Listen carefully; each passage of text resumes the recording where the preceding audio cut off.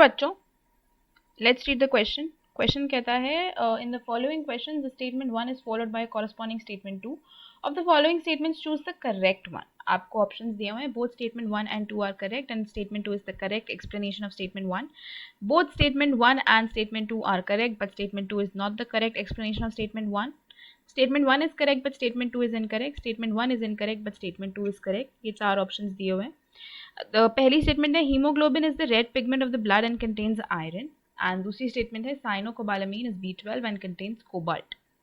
तो अगर आप इस क्वेश्चन में बात करते हो की कॉन्सेप्ट की, तो ये दोनों स्टेटमेंट्स इंडिपेंडेंट स्टेटमेंट्स हैं. इन दोनों का आपस में कोई रिलेशनशिप है नहीं. तो की कॉन्सेप्ट यहाँ पे एक तो हम बात कर रहे हैं हीमोग्लोबिन के लिए और दूसरी हम बात कर रहे हैं साइनोकोबालामीन के लिए. अब हीमोग्लोबिन जो होता है जिसको हम HB भी लिखते हैं, this is actually the red pigment of blood. ठीक है, ब्लड का कलर रेड है due to the presence of haemoglobin and haemoglobin में आयरन प्रेजेंट होता है. ये स्टेटमेंट बिल्कुल सही है, right. This is a very true statement. It is a factual statement.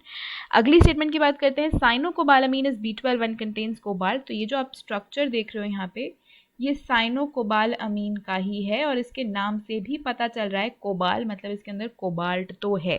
तो आप यहाँ पे देख सकते हो कोबाल्ट आयन इसमें प्रेजेंट है. ठीक है, तो cyanocobalamin is vitamin B12 only and उसका जो स्ट्रक्चर है आपको दिख ही रहा है. ओके, तो इस क्वेश्चन में ये वाली स्टेटमेंट भी आपकी ट्रू हो जाएगी. तो स्टेटमेंट 1 ट्रू है, स्टेटमेंट 2 ट्रू है और स्टेटमेंट 2 स्टेटमेंट 1 को एक्सप्लेन नहीं कर रही है.